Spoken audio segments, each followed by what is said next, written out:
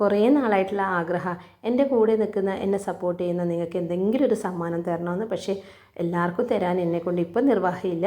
ഒരു ഗിഫ്റ്റ് മാത്രമേ ഞാൻ കരുതിയിട്ടുള്ളൂ. അപ്പം ആദ്യം ഞാൻ വിചാരിച്ചു 50K ആവട്ടെ, പക്ഷേ ഇനിയും കുറേ നാളെടുക്കില്ലേ. അപ്പോൾ അതുവരെ നിൽക്കാനുള്ള ക്ഷമയില്ലാത്തതുകൊണ്ട് ഞാൻ ഇപ്പോഴേ അതങ്ങ് ചെയ്യാമെന്ന് വിചാരിച്ചു. ഒരു ചെറിയൊരു ഗിവ് അവേ എന്നെക്കൊണ്ടാവുന്നത് പോലെ.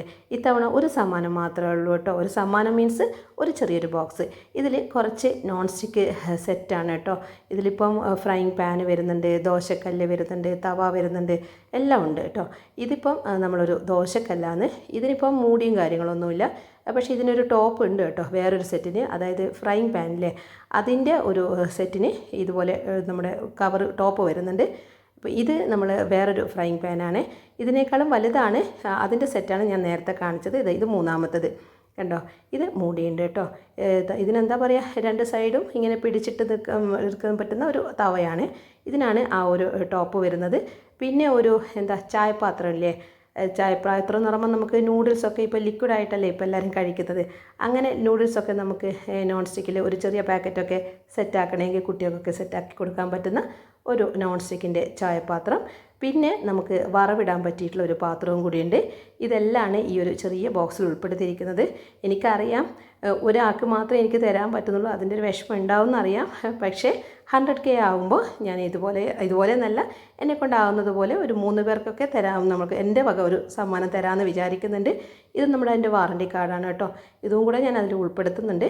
ഇനിയിപ്പം നിങ്ങൾ എന്താ ചെയ്യേണ്ടതെന്നൊന്ന് പറഞ്ഞു തരട്ടെ. വേറെ ഒന്നുമല്ല, എപ്പോഴും പറയുന്നത് പോലെ തന്നെ ഇന്നത്തെ വീഡിയോ എന്ന് പറയുന്നത് നമ്മൾ ക്ലീനിങ് തന്നെയാണ്. ഈ വീഡിയോ മുഴുവനായിട്ട് കണ്ടു നോക്കിയിട്ട്, ഈ വീഡിയോ കണ്ടു നോക്കിയിട്ട് മീൻസ് കാണണേ, ഇഷ്ടത്തോടെ തന്നെ കാണുമെന്ന് എനിക്ക് വിശ്വാസമുണ്ട്.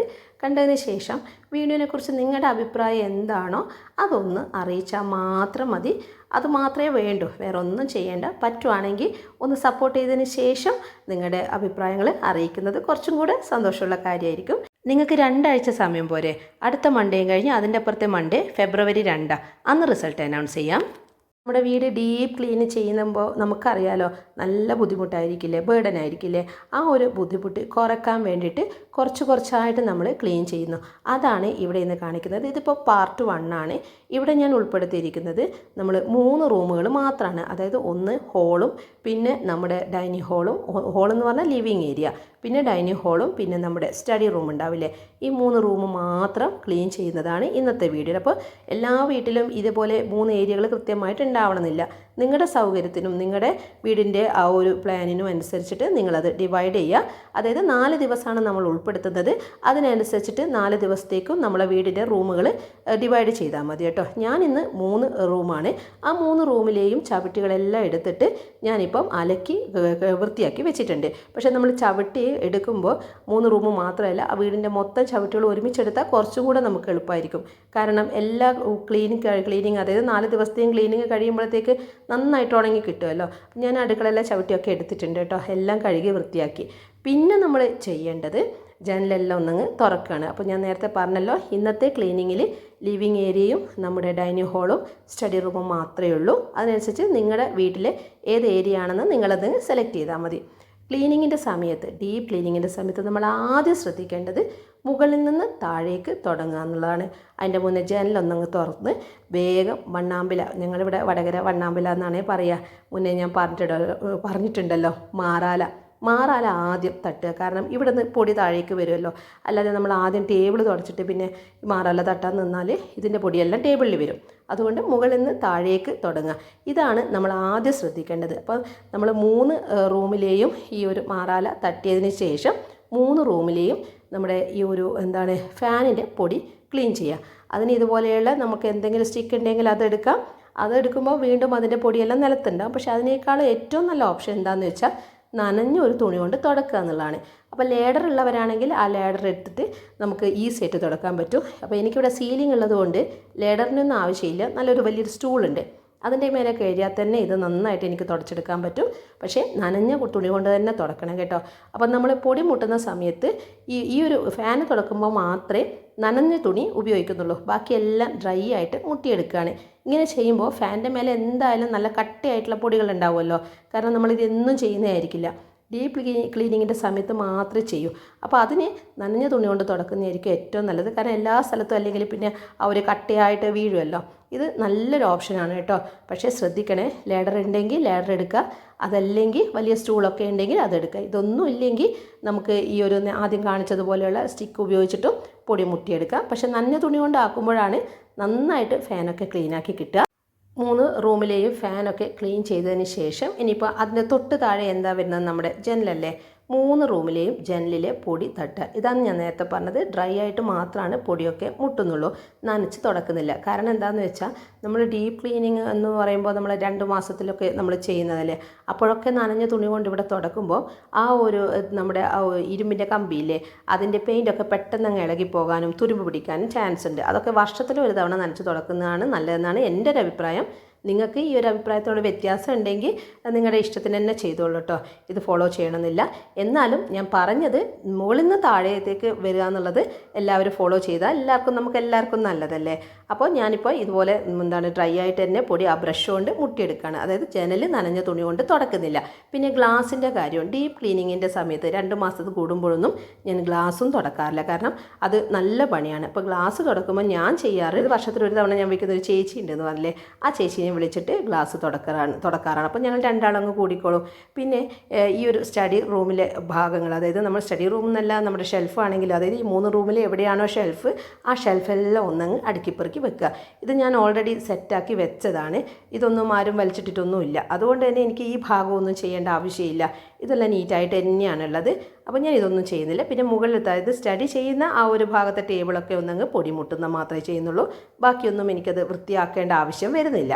അതൊക്കെ നിങ്ങളുടെ വീട് എങ്ങനെയാണോ അതനുസരിച്ചിട്ട് ചെയ്യുക. അപ്പോൾ ആദ്യം മുകളിൽ വണ്ണാമ്പല തട്ടി, മാറാല തട്ടി, പിന്നെ നമ്മൾ ഫാന് തുടച്ചു, ജനൽ പൊടി പൊട്ടി, പിന്നെ ഏതൊക്കെ ടേബിളാണോ കാര്യങ്ങളാണോ ഷെൽഫുകളൊക്കെയാണോ ഉള്ളത് അവിടത്തൊക്കെ പൊടി കളയുക. വീട് ഡീപ്പ് ക്ലീൻ ചെയ്യാൻ ഉദ്ദേശം ഉണ്ടെങ്കിൽ എല്ലാവരും റെഡി ആയിക്കോളൂ. ഇന്ന് എപ്പോഴാണോ കാണുന്നത്, ഉച്ചയ്ക്ക് ശേഷമാണ് കാണുന്നതെങ്കിൽ നിങ്ങൾക്ക് മൂടില്ലെങ്കിൽ ഇന്ന് ചെയ്യേണ്ട, പക്ഷേ നാളെ തൊട്ട് ചെയ്യാൻ പറ്റുമല്ലോ. ഇനി രാവിലെ പണിയൊക്കെ കഴിഞ്ഞിട്ടാണ് ഈ വീഡിയോ കാണുന്നതെങ്കിൽ ഇന്ന് തന്നെ തുടങ്ങിക്കോളൂ, ഒട്ടും വൈകണ്ട കേട്ടോ. നല്ലത് എപ്പോഴും വേഗം തന്നെ തുടങ്ങണം എന്നല്ലേ. തുടങ്ങാൻ മാത്രമേ നമുക്ക് ബുദ്ധിമുട്ടുണ്ടാവും. സ്റ്റാർട്ട് ചെയ്ത് കഴിഞ്ഞാൽ പിന്നെ നമുക്കിത് ഭയങ്കര ഒരു ഹരം കയറുന്നത് പോലെയല്ലേ, മൊത്തത്തിലൊന്നെങ്കിൽ ക്ലീൻ ആക്കാൻ തോന്നും. അപ്പം നിങ്ങളുടെ റൂമിൻ്റെ ഏതൊക്കെ ഭാഗങ്ങളാണോ ഇന്ന് ക്ലീൻ ചെയ്യേണ്ടത് അല്ലെങ്കിൽ നാളെ തുടങ്ങേണ്ടത്, ആ ഭാഗമൊക്കെ തീരുമാനിച്ച് വെച്ചോളൂ കേട്ടോ. ഇപ്പം നമ്മൾ ഏത് റൂമാണോ സെലക്ട് ചെയ്യുന്നത് ആ റൂമിലത്തെ ക്ലീനിങ് കഴിഞ്ഞാൽ പിന്നെ വീട് എപ്പോഴും മൊത്തത്തിൽ അടിച്ചു വാരുന്ന ഒരു രീതി നമുക്കുണ്ടല്ലോ. ബാക്കിയുള്ള ഭാഗം അടിച്ചു വാരുന്ന സമയം ഏതാണോ ആ സമയത്ത് അങ്ങ് ഓളത്തിലങ്ങ് അടിച്ചോളൂ കേട്ടോ. ഞാൻ ആ സമയത്ത് പറയാമെന്ന് വിചാരിച്ചാണ്, എന്നാലും ഒന്ന് മുൻകൂട്ടി പറഞ്ഞത്. അതായത് നമ്മളിപ്പോൾ ചുരുക്കി പറഞ്ഞാൽ ഇന്ന് അടുക്കളയൊന്നും ഞാൻ ക്ലീൻ ചെയ്യുന്നില്ല എന്ന് ചോദിച്ചിട്ട് നമുക്ക് ഇന്നിപ്പോൾ അടുക്കള അടിച്ചു വരാതിരിക്കാൻ പറ്റുമോ? ഇല്ല. കാരണം നമ്മൾ ഫുഡൊക്കെ ആക്കിയതിന് ശേഷമായിരിക്കും ക്ലീനിങ്ങിന് വരിക. അപ്പോൾ ഈ പൊടിയെല്ലാം മുട്ടി നമ്മൾ അടിച്ചു വാരുമ്പോൾ കൂട്ടത്തിൽ നമ്മൾ ബെഡ്റൂമും അടുക്കളയും എല്ലാം വെറുതെ അങ്ങ് അടിച്ചു വരിക. അതുപോലെ തന്നെ തുടക്കുമ്പോൾ ഈ 3 റൂം അല്ലാതെ ബാക്കി എല്ലാ ഭാഗവും മൂപ്പ് കൊണ്ട് ഒന്നങ്ങ് ഓടിക്കുന്നത് നന്നായിരിക്കും. പക്ഷേ അടിച്ചു വരുന്നതിന് മുന്നേ നമ്മൾ ആ ഒരു എല്ലാ ഭാഗത്തെയും പൊടി മുട്ടുന്നുണ്ട്. അതാണ് ഞാനിപ്പോൾ ചെയ്തുകൊണ്ടിരിക്കുന്നത്. നമ്മൾ ഡൈനിങ് ഹാളിലുള്ള ടേബിളൊക്കെ ഉണ്ടാവില്ലേ, ആ ടേബിളിൻ്റെ അടിയിലും പിന്നെ ചെയറിൻ്റെ അടിയിലൊക്കെ നന്നായിട്ട് നമ്മുടെ വണ്ണാമ്പല ഉണ്ടാവും, മാറാല ഉണ്ടാകും. അതെല്ലാം അങ്ങ് പൊടി മുട്ടിയെടുക്കുക. നമ്മൾ എപ്പോഴും ക്ലീനിങ്ങിൽ അതൊന്നും എനിക്ക് തോന്നുന്നില്ല, ഞാൻ ഡെയിലി ക്ലീനിങ്ങിൽ ഇതൊന്നും ഉൾപ്പെടുത്താറില്ല. ഇതൊക്കെ ഈ പറഞ്ഞതിൻ്റെ തൊട്ട് ഡീപ്പായിട്ട് ക്ലീൻ ചെയ്യുന്ന സമയത്ത് മാത്രമേ ഈ ഭാഗത്തെല്ലാം എൻ്റെ ഒരു കണ്ണ് പോകും. അല്ലെങ്കിൽ ചിലപ്പോൾ ചൂല് കൊണ്ട് വെറുതെ ഒന്നങ്ങ് തട്ടും. പക്ഷേ അങ്ങനെ തട്ടിയതുകൊണ്ടൊന്നും കാര്യം ഉണ്ടാവുമെന്ന് എനിക്ക് തോന്നുന്നില്ല. കാരണം ഈ ഒരു ഭാഗത്ത് ആ ഇടുക്ക് പോലെ, അതായത് ഈ ഒരു ചെയറൊക്കെ ഇല്ലേ, അഴികളുടെ ഇടയിലെല്ലാം നന്നായിട്ട് പൊടിയുണ്ടാവും. അതെല്ലാം ഇങ്ങനെ മുട്ടിയാലേ ശരിയാവും. അപ്പോൾ അതെല്ലാം ഒന്നങ്ങ് എടുത്ത് മാറ്റട്ടെ. പിന്നെ ചില വീട്ടിൽ ടീപ്പോയൊക്കെ പ്ലെയിൻ ആയിരിക്കും. അങ്ങനെയാണെങ്കിൽ അതിൻ്റെ അടിയിലൊന്നും, അതായത് ടീപ്പോയ് മീൻസ് നമ്മുടെ ലിവിങ് ഏരിയയിൽ പേപ്പർ വെക്കുന്ന ഭാഗമൊക്കെ ഇല്ലേ, വലിയ പണിയൊന്നും ഉണ്ടാവില്ല. പക്ഷെ നമുക്ക് ആ പേപ്പർ വെക്കുന്ന ഭാഗത്തൊക്കെ കുഷ്യനാണ്. അപ്പോൾ അവിടെ എല്ലാം ഒന്നങ്ങ് ക്ലീൻ ചെയ്യാനുണ്ടാകും. പിന്നെ പേപ്പറൊക്കെ വെക്കുന്ന സ്ഥലമൊക്കെ ക്ലീൻ ചെയ്യാൻ ഇന്നത്തെ ദിവസം നിങ്ങൾക്ക് പറ്റുവാണെങ്കിൽ ഇന്നത്തെ ദിവസം ചെയ്തോളൂ. അതല്ല വേറൊരു ദിവസത്തേക്ക് മാറ്റുവാണെങ്കിൽ ഞാൻ അതൊക്കെ വേറൊരു ദിവസത്തേക്ക് സെക്ഷനാക്കി മാറ്റി വെച്ചിട്ടാണ് ഉള്ളത്. അതാണ് ഞാൻ പറഞ്ഞത്, ഓരോ വീടിൻ്റെയും നിങ്ങളുടെ വീടിൻ്റെ വലുപ്പത്തിനും റൂമിൻ്റെ എണ്ണത്തിനും അനുസരിച്ചിട്ട് മാറ്റം വരുത്തിക്കോളൂ എന്നുള്ളത്. ഈ ഒരു ടീപ്പോയുടെ കാര്യമാണ് ഞാൻ പറഞ്ഞത്. ഇത് കുഷ്യനാണ്. അപ്പോൾ ഈ ഇടുക്കിലെല്ലാം നല്ല പൊടി ഉണ്ടാവും. അതുപോലെ തന്നെ സോഫേൻ്റെ ഇടയിലെല്ലാം പൊടി ഉണ്ടാവും. കാരണം ഇത് വലിയൊരു സോഫയാണ്, കഷ്ണമാണ്, നല്ല സുഖവും കാര്യങ്ങളൊക്കെയാണ്. പക്ഷേ അതിൻ്റെ ഗ്യാപ്പിലൊക്കെ പൊടി ഉണ്ടാവും. ഇവിടെയൊക്കെ നമുക്ക് വാക്യൂം ക്ലീനർ എടുത്ത് അവിടെയുള്ള ഉള്ളിലുള്ള പൊടിയൊക്കെ മുട്ടാൻ പറ്റുവാണെങ്കിൽ അതായിരിക്കും കുറച്ചും കൂടെ നല്ലത്. പക്ഷേ ഞാൻ ഇന്ന് അതൊന്നും എടുക്കുന്നില്ല. പൊടിയെല്ലാം ഇങ്ങനെ തന്നെ ഈ ബ്രഷ് തന്നെ ഉപയോഗിച്ചിട്ട് മുട്ടിയെടുക്കുക ചെയ്യുന്നത്. വാക്യൂം ക്ലീനർ എടുക്കുമ്പോൾ നമുക്ക് കറണ്ട് നന്നായിട്ട് പോകുമല്ലോ, അതുകൊണ്ടാണ് മാക്സിമം ഞാനതങ്ങ് ഒഴിവാക്കുന്നത്. വെറുതെ അങ്ങ് പിടിച്ച് നിന്നാൽ മതി, പക്ഷേ കറണ്ട് ചാർജ് ഇപ്പം നന്നായിട്ട് കൂടുന്നുണ്ട്. അപ്പോൾ ഒന്നങ്ങ് പിടിച്ച് വെക്കാമെന്ന് വിചാരിക്കും. പിന്നെ ഒന്നാമത് ഇനി അങ്ങോട്ട് ഏപ്രിൽ മെയ് മാസമൊക്കെ ആകുമ്പോൾ രാത്രി നല്ല ചൂടൊക്കെ ആയിരിക്കും. അത്യാവശ്യം AC ഒക്കെ ഉപയോഗിക്കുമ്പോൾ അവിടെയും കറണ്ട് ബില്ല് കൂടും. അപ്പോൾ ഈ ഒരു ഭാഗത്തൊക്കെ നമുക്കങ്ങ് കുറക്കാൻ പറ്റുമല്ലോ. അങ്ങനെ ഒന്നങ്ങ് മാക്സിമം പിടിച്ച് വെക്കുകയാണ് കറണ്ടിൻ്റെ ഉപയോഗം. സോളാർ വെക്കണം എന്ന് ആഗ്രഹമുണ്ട്, പക്ഷേ നല്ല റേറ്റും കാര്യങ്ങളൊക്കെ അല്ലേ. നോക്കട്ടെ, അതൊക്കെ നമുക്ക് പിന്നീട് ഭാവിയിൽ ചെയ്യാൻ പറ്റുന്നതാണ്. ഇപ്പം ഉള്ളത് കറണ്ട് ബില്ല് കുറക്കുക എന്നുള്ളത് മാത്രമല്ല ലക്ഷ്യം. അതുകൊണ്ടാണ് ഞാൻ അന്ന് മുറ്റം ക്ലീൻ ചെയ്യുമ്പോൾ പോലും ആ ഒരു കാർ വാഷൊന്നും ഉപയോഗിക്കാണ്ടുന്നത്. പിന്നെ നമ്മൾ ഈ ഒരു റൂം ഏത് റൂമാണോ ക്ലീൻ ചെയ്യുന്നത് ആ സമയത്ത് ഡോറും കൂടെ നമ്മൾ ശ്രദ്ധയിൽ വരുത്തണേ. കാരണം ഡോറിൻ്റെ ബാക്ക് സൈഡിലൊക്കെ നല്ല പൊടി ഉണ്ടാവും. പ്രത്യേകിച്ച് ഡിസൈനൊക്കെയുള്ള ഡോറാണെങ്കിൽ അതിൻ്റെ പുറകിലൊക്കെ പൊടി ഉണ്ടാവും. ആ പൊടിയെല്ലാം ഒന്നങ്ങ് മുട്ടണം. കാരണം നമ്മളെ ശ്രദ്ധ പോകാത്തൊരിടാണ് നമ്മുടെ ഈ ഒരു ഡോറ് അല്ലേ. അപ്പോൾ ഈ ഒരു ഭാഗത്തും കൂടെ പിന്നെ ഇത് നനച്ച് തുടക്കാറില്ല കേട്ടോ. കാരണം മരവും കാര്യങ്ങളൊക്കെ ആകുമ്പം എപ്പോഴാണ് ചെതലൊക്കെ വരിക എന്നറിയില്ല. അല്ലെങ്കിൽ തന്നെ ഇവിടെ ഫ്രണ്ട് ഡോറിൽ ചെതലിൻ്റെ ചെറിയൊരു സ്പാർക്ക് കണ്ടിട്ടുണ്ട്. അതിനിപ്പോൾ അടക്കണം, അങ്ങനത്തെ കുറച്ച് പണിയൊക്കെ ഉണ്ട്. അങ്ങനെ എല്ലാ ഭാഗവും ഒന്നങ്ങ് പൊടിയൊക്കെ മുട്ടിയെടുത്തു. എന്നിപ്പോൾ അടിച്ചു വാരാണ് കേട്ടോ.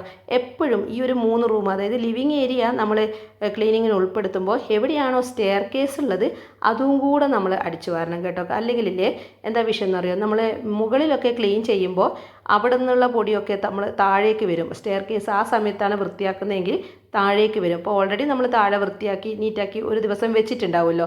പിറ്റേ ദിവസം നമ്മൾ കഷ്ടകാലത്തിന് മുകളാണ് ക്ലീൻ ചെയ്യുന്നതെങ്കിൽ അടുത്ത പൊടിയെല്ലാം നമ്മൾ സ്റ്റെയർ കേസിലൂടെ തട്ടി താഴേക്ക് വരും.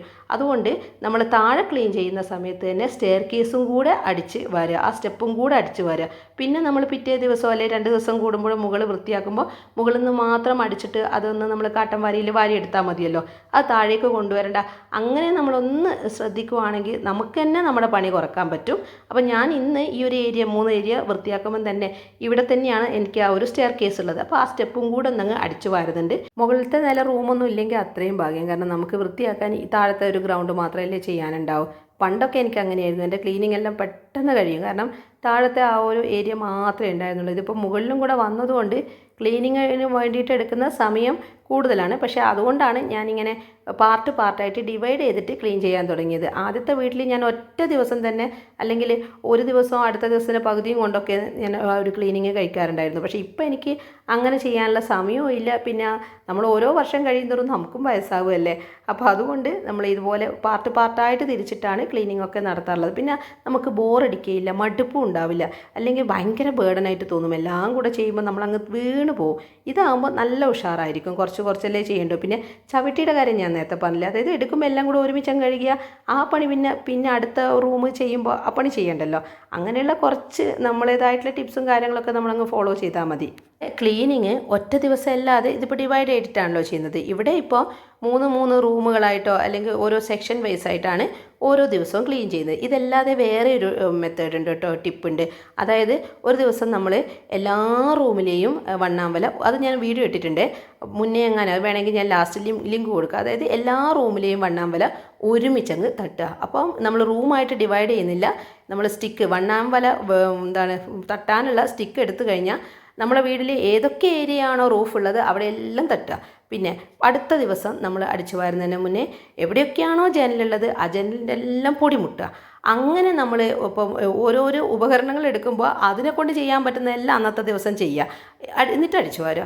അങ്ങനെ ചെയ്യുവാണെങ്കിൽ അതും നമുക്ക് ഈസി ആയിട്ടുള്ള ഒരു മെത്തേഡാണ് കേട്ടോ.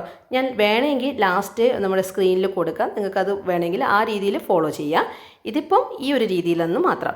അപ്പോൾ നമ്മൾ അടിച്ചൊക്കെ വാരി ഇനിയിപ്പം നനഞ്ഞ തുണി കൊണ്ട് നമ്മൾ ടീപ്പോയി ഒന്ന് തുടക്കുന്നത്. പിന്നെ ഈ ഡൈനിങ് ടേബിളിലെ ഇത് ഓൾറെഡി നമ്മൾ ചായയൊക്കെ കഴിഞ്ഞ് ചോറൊക്കെ കഴിഞ്ഞിട്ട് തുടച്ചതായിരിക്കും, എന്നാലും അവിടെയും കൂടെ ഒന്ന് തുടക്കുന്നുണ്ട്. കാരണം ജനലിൻ്റെ പൊടിയൊക്കെ മുട്ടുമ്പോൾ ഇൻ കേസ് അവിടെയൊക്കെ പൊടി ആയിട്ടുണ്ടെങ്കിലോ അതും തുടക്കുന്നു. പിന്നെ നമ്മൾ വൃത്തിയാക്കേണ്ട വേറൊരു ഏരിയയാണ് അടിച്ചു വാരി കഴിഞ്ഞതിന് ശേഷമാണ്, ഞാനിപ്പോൾ തുടക്കുന്നതിൻ്റെ തൊട്ട് മുന്നാണ് ഇതൊക്കെ ചെയ്യുന്നത്, നമ്മുടെ വാഷ് ബേസിനിലെ അവിടെ ഒന്നങ്ങ് നമ്മൾ തേച്ച് കഴുകി. ഇതിപ്പോൾ ഡെയിലി നമ്മൾ തേക്കുന്നതായിരിക്കും, എന്നാലും സ്റ്റെയർ കേസൊക്കെ പൊടി മുട്ടുമ്പോൾ ആ പൊടിയൊക്കെ എന്തായാലും ഇവിടെയാണ് നിങ്ങളുടെ വാഷ് ബേസിനെങ്കിൽ എന്തായാലും അതിൻ്റെ മേലെ ഉണ്ടാവും പൊടി. അപ്പോൾ അവിടെയെല്ലാം ഒന്ന് അങ്ങ് തേച്ച് കഴുകുക. പിന്നെ അവിടെയും ആ ഒരു ഏരിയ ഒക്കെ അങ്ങ് തുടച്ച് വൃത്തിയാക്കുക. ഞാൻ ഇതിൻ്റെ സൈഡിലൊന്നും ഇങ്ങനെ ഫ്ലവർ ഒന്നും വെക്കാറില്ല. അത് എൻ്റെ ഒരു ഇഷ്ടം ഇങ്ങനെയാണ്, പ്ലെയിൻ ആയിട്ട് കിടക്കുന്നത്. പക്ഷേ ചിലർക്ക് ഈ ഒരു ഏരിയ ഒക്കെ ഫ്ലവർ പോട്ടൊക്കെ വെച്ച് ഭംഗിയാക്കുന്നതായിരിക്കും ഇഷ്ടം. പക്ഷേ ഞാൻ ചിന്തിക്കുക, അതൊക്കെ വെക്കും തോറും നമുക്ക് പൊടി കൂടുതലായിരിക്കും, അവിടെ എല്ലാം ക്ലീൻ ആക്കണ്ടേ.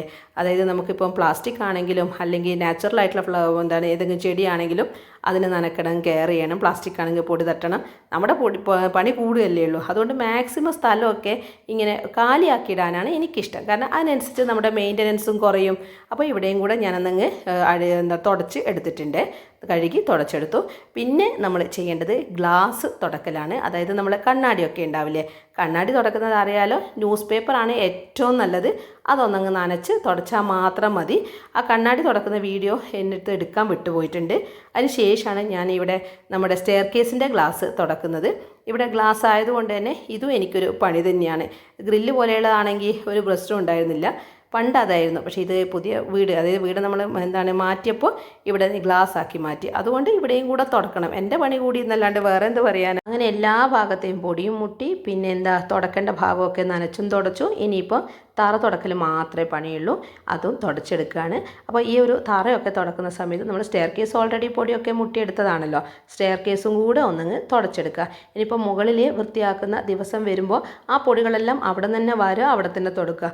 അത് താഴെ നമ്മൾ കൊണ്ടുവരേണ്ട ആവശ്യമില്ല.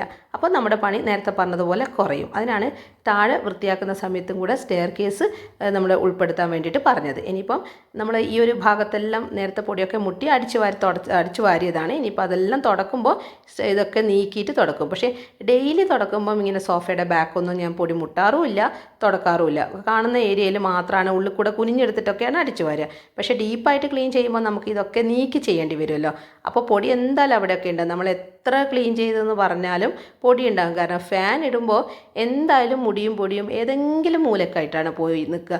നിങ്ങൾക്ക് അങ്ങനെ തോന്നാറില്ലേ? ഇതൊക്കെ എവിടെന്നാ എത്രയും ദിവസം ഇതെല്ലാം ഇവിടെ ഉണ്ടായിരുന്നു എന്ന് തോന്നിപ്പോകും. ഡീപ്പായിട്ട് ക്ലീൻ ചെയ്യുമ്പോഴാണ് നമ്മളതൊക്കെ കാണാം. അല്ലെങ്കിൽ നമ്മൾ വിചാരിക്കും, ഞാനെന്നും അടിച്ചു വാരുന്നില്ലേ, അല്ലെങ്കിൽ ഞാൻ ഈ 2 ദിവസം കൂടുമ്പോൾ തുടക്കുന്നില്ലേ, ഇതൊക്കെ വിചാരിക്കും. പക്ഷേ ഇതെങ്ങനെയാണ് ഏതൊക്കെ മൂലയിൽ നിന്നാണ് പൊടിയൊക്കെ കിട്ടുന്നത് നമുക്ക് മനസ്സിലാവില്ല. പ്രത്യേകിച്ച് പൊടിയുടെ കൂടെ തന്നെ മുടിയും. ഇവിടെ മുടി കൊഴിച്ചിൽ കുറച്ച് കൂടുതലാണ്. എനിക്ക് മോക്കും ഒക്കെ അങ്ങനെ തന്നെയാണ്. ഹസ്ബൻഡിനും മുടി കൊഴിയുന്നുണ്ട്. നമ്മളൊക്കെ മുടി ഇല്ലാത്ത ആൾക്കാരാണ്. മോൾക്ക് ഇത്തിരി മുടിയുണ്ട് കേട്ടോ, പക്ഷേ അവൾക്ക് നല്ലോണം മുടി കൊഴിയുന്നുണ്ട്. അങ്ങനെ ഈ ഫ്ലോറൊക്കെ ഒന്നങ്ങ് തുടച്ചെടുക്കട്ടെ. ഇത് മാത്രമാണ് നമ്മുടെ പാർട്ട് 1-ലുള്ളൂ. പാർട്ട് 2 നാളെ തന്നെ ഉണ്ടാവില്ല കേട്ടോ. കാരണം ഇന്ന് ക്ലീൻ ചെയ്ത് ഇതിൻ്റെ ക്ഷീണം ഒന്ന് 2 ദിവസത്തേക്ക് നമ്മൾ റെസ്റ്റ് എടുക്കണ്ടേ. ചിലപ്പോൾ നാളെ കഴിഞ്ഞും അടുത്ത ദിവസമായിരിക്കും ഇടുക, അല്ലെങ്കിൽ 2 ദിവസം റെസ്റ്റ് എടുക്കും. അതെല്ലാം നിങ്ങളുടെ ഇഷ്ടം പോലെ തന്നെ. അത് നമ്മുടെ ആരോഗ്യവും നമ്മുടെ ഒരു സാഹചര്യമൊക്കെ നോക്കിയിട്ട് ക്ലീൻ ചെയ്താൽ മതി. എന്നാലും നമ്മൾ വീട് മൊത്തം ഒന്നങ്ങ് തൂത്ത് വാരുമല്ലോ, അത് നമ്മൾ മുറ തെറ്റാതെ അങ്ങ് ചെയ്യുക. ഇപ്പം 3 റൂം നന്നായിട്ട് പൊടിയൊക്കെ മുട്ടി വൃത്തിയായിട്ടുണ്ട്. ഇനിയിപ്പം അടുത്ത ഏതാണോ നമുക്ക് സൗകര്യം ആ സമയത്ത് നമുക്ക് 2ഓ 3ഓ റൂം സെലക്ട് ചെയ്തെടുക്കാം. പക്ഷേ എങ്ങനെയാണെങ്കിലും ഒരാഴ്ചയോ 2 ആഴ്ചേൻ്റെ ഉള്ളിൽ മൊത്തമായിട്ട് നിങ്ങൾ ക്ലീൻ ചെയ്യുക. അതായത് 4 സെക്ഷൻ ആണെങ്കിലും അധികം അങ്ങ് നീട്ടാൻ പോകണ്ട കേട്ടോ. അതായത് ഇന്നിപ്പോൾ ഈ 3 റൂം വൃത്തിയാക്കി പിന്നെ ഒരു മാസം കഴിഞ്ഞിട്ട് അടുത്ത 3 റൂം വൃത്തിയാക്കാൻ നിന്നാൽ പിന്നെ ഇത് പഴയതുപോലെ തന്നെയാകും. അതുകൊണ്ട് അധികം അങ്ങ് ഡിലേ ആവണ്ട. 2 ആഴ്ചയ്ക്കുള്ളിൽ മൊത്തം അങ്ങ് ക്ലീൻ ചെയ്യുന്ന രീതിയിൽ 4 ദിവസം എടുക്കുക. അത് ഏത് 4 ദിവസം വേണമെങ്കിലും എടുക്കാം. അപ്പോൾ എൻ്റെ അടുത്ത വീഡിയോ അടുത്ത തിങ്കളാഴ്ച ആയിരിക്കും കേട്ടോ. അപ്പോൾ വീഡിയോ ഇതുവരെ കണ്ട എല്ലാവർക്കും ഒരുപാട് നന്ദിയുണ്ട്. പിന്നെ ആദ്യം പറഞ്ഞത് മറന്നു പോവണ്ട, എന്താണെങ്കിലും എഴുതിക്കോ കേട്ടോ. അപ്പോൾ നമുക്ക് അടുത്ത വീഡിയോയിൽ കാണാം. ഇതുവരെ വീഡിയോ കണ്ട എല്ലാവർക്കും താങ്ക്